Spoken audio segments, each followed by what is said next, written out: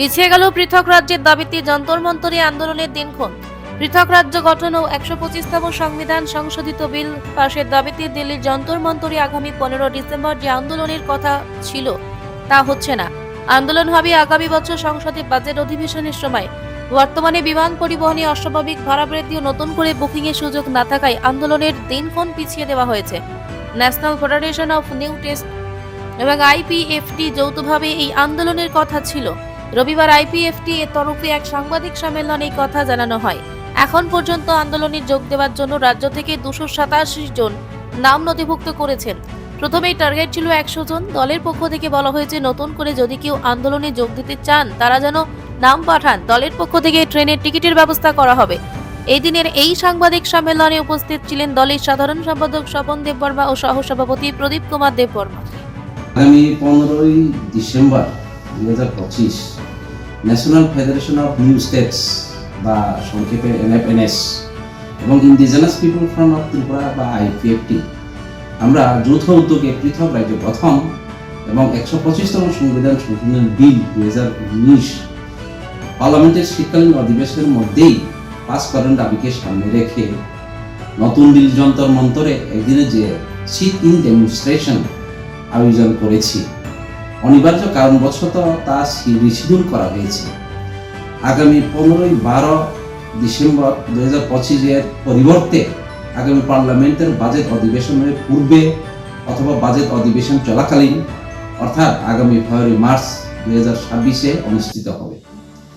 আগামী 15ই ডিসেম্বর 2025 দিল্লি যন্তর মন্তরের সিট ইন ডেমনস্ট্রেশনে ত্রিপুরা সহ উত্তর পূর্ব ভারতের নর্থ ইস্টের সমস্ত রাজ্য থেকে NFNS এর প্রতিনিধি অংশগ্রহণ করার জন্য চূড়ান্ত প্রস্তুতির পরেও বর্তমান বিমান ও ট্রেন পরিষেবায় সংকট, বিশেষ করে ইন্ডিগো বিমান চলাচলের চূড়ান্ত সমস্যার কারণে শুধু বিমান চলাচলে নয় এমনকি ট্রেন পরিষেবাতেই মারাত্মকভাবে সমস্যার সম্মুখীন হচ্ছে। ত্রিপুরা থেকে আইপিএফটি পার্টির প্রায় ১০০ জন প্রতিনিধি অংশগ্রহণ করার টার্গেট আমরা রেখেছিলাম, কিন্তু আজ পর্যন্ত আমাদের পার্টিসিপেন্টসের সংখ্যা বেড়ে গিয়ে ২৮৭ জন হয়েছে।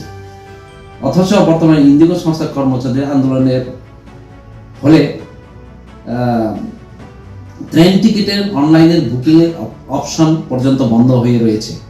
ফলে আমাদের অংশগ্রহণকারীদের টার্গেটের অতিরিক্ত টিকিট বুকিং করার মতো বর্তমান পরিস্থিতিতে কোনো সুযোগ নেই। এইসব কারণেই national federation of new states আগামী 15ই ডিসেম্বর 2025 এর পরিবর্তে আগামী পার্লামেন্টের বাজেট অধিবেশনের পূর্বে অথবা বাজেট অধিবেশন চলাকালীন অর্থাৎ আগামী ফেব্রুয়ারি-মার্চের 2026 আয়োজন করার জন্য সিদ্ধান্ত আমরা নিয়েছি। আইপিএফটি প্রত্যেক ডিভিশন থেকে প্রতিদিন যারা ট্রেন টিকিট বুকিং এর জন্য নাম পাঠিয়েছেন তাদের টিকিটের ব্যবস্থা করা হবে এবং এখনো যারা নাম পাঠাননি বা পাঠানোর অবস্থায় আছেন তাদেরকে আমরা অতি সত্বর নাম পাঠানোর জন্য অনুরোধ করছি। টিকিট সহ প্রয়োজনীয় ব্যবস্থা গ্রহণের দায়িত্বে আমরা আইপিএফটি পার্টির ট্রেজারার এবং ইউথ আইপিএফটির ট্রেজারারকে দায়িত্ব দেওয়া হয়েছে। এতে আগেই আমরা বলেছি সেই দায়িত্ব এখনো বহাল রয়েছে। সকল অংশগ্রহণকারী প্রতিনিধিরা ট্রেন টিকিট বুকিংয়ের জন্য আইপিএফটির যে ট্রেজারার অর্থাৎ অমিত দেববর্মা মহোদয় এবং ইউথ আইপিএফটির ট্রেজারার রবি দেববর্মা মহোদয়ের সহিত যোগাযোগ করার জন্য আমরা আইপিএফটির পক্ষ থেকে অনুরোধ করছি।